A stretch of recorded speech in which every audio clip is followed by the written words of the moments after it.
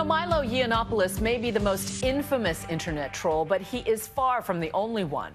The disturbing trend of online harassment is escalating, but the victims, including celebrities and ordinary people, are beginning to fight back.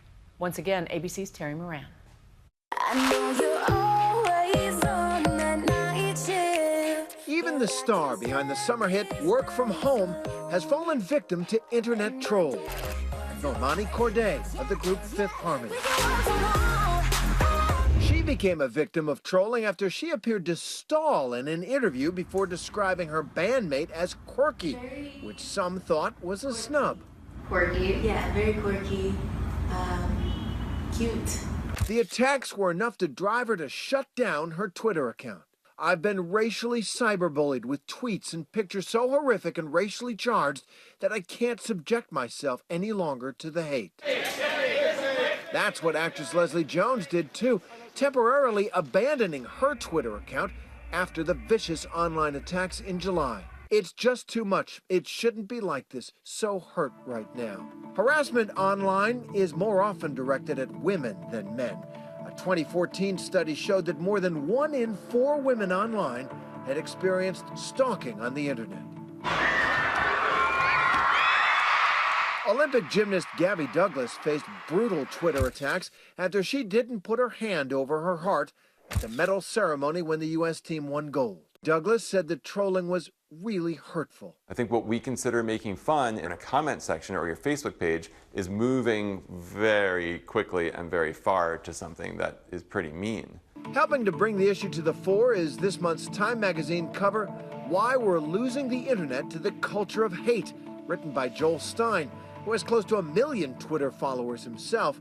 And like so many online and on social media, he's gotten his share of mean tweets. I've written columns before that really angered large sections of the American population. They really went after me and posted my address and told people to come to my house. Stein became concerned when a user with the handle Born Feral, aka Megan Kester, repeatedly threatened to kick his ass. He writes this column for Los Angeles magazine called The Intolerable Foodie that is the most out of touch thing I could possibly imagine, that just really rankles my chain. That's why I started.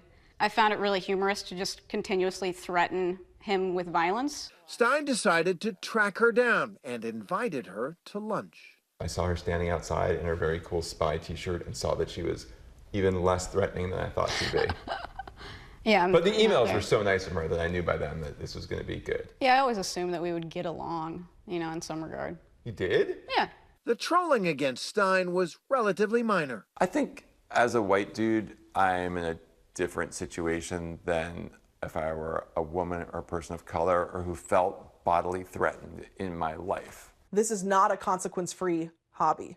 Lindy West, a performer and author, has often been a target for trolls for voicing her feminist views. Thanks to a glut of cultural messaging, I knew very clearly what I was not. Small, thin, pretty, girlish. But there was precious little media telling me what I was, what I could be. Please welcome Jezebel staff writer Lindy West, everybody. Lindy West. In 2013, she took part in a debate on FX about the role of rape jokes in stand-up comedy. I mean, everybody knows the difference. Reasonable people can sense when you're trying to be funny. Everything has repercussions. What I'm talking about is the kind of repercussion where you choose to say something that, traumatizes a person who's already been victimized. After the show was posted on YouTube, attacks against her reached a fever pitch. So this buzzing in my phone just grew and grew and grew, and it was tweet after tweet after tweet. Why does Lindy West think she knows anything about rape? No one would ever want to rape her. She's too fat to rape. It was difficult emotionally as a human being.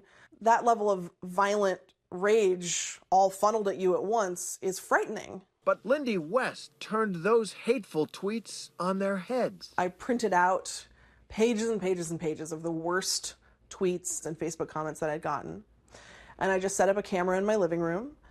And I just read out loud, Jabba has nothing to worry about, not even a prison escapee would rape her. It's funny that an unattractive girl won't get raped. That makes her sad, so she eats and becomes fat, and that is funny. This is not me being over-emotional. This is a group of human beings writing these things down, the most vile, misogynist, violent, threatening things they can think of. She published the video online, this time to overwhelming support. The community feels very, very different to me. Now, Leslie Jones is back on Twitter. There's been a wave of support for her, including the hashtag #LoveForLeslie. And when she reported Milo Yiannopoulos, Twitter suspended his account for violating their rules, saying in a statement today, "No one deserves to be subjected to targeted abuse online. We will continue to take action against accounts that are reported to us and which clearly violate our rules." Well, you've been banned from Twitter. You object to this. You want to get back on Twitter, yes?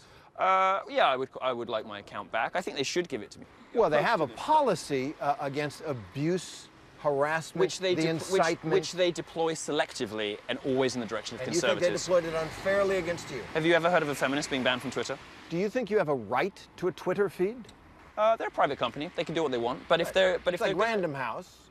If you bought a book of Nazi tripe to Random House and demanded they publish it, they could turn it down. Absolutely. But Twitter can turn down whatever you're doing. But online. I think they should be honest with users, and they should say, we have liberal politics. If you're a conservative and you're too funny or too effective and too much of a threat, which is what I am, then sooner or later you're going to lose your account. Twitter denies such censorship, but the wave Milo Yiannopoulos is riding to fame is having a real impact, turning life online into a living hell for some and ruining much of the fun for the rest of us.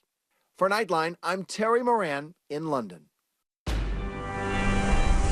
Next, this new cooking trend is perfect for you if you're feeling a little hungry. A very little. ABC News Nightline, brought to you by Macy's.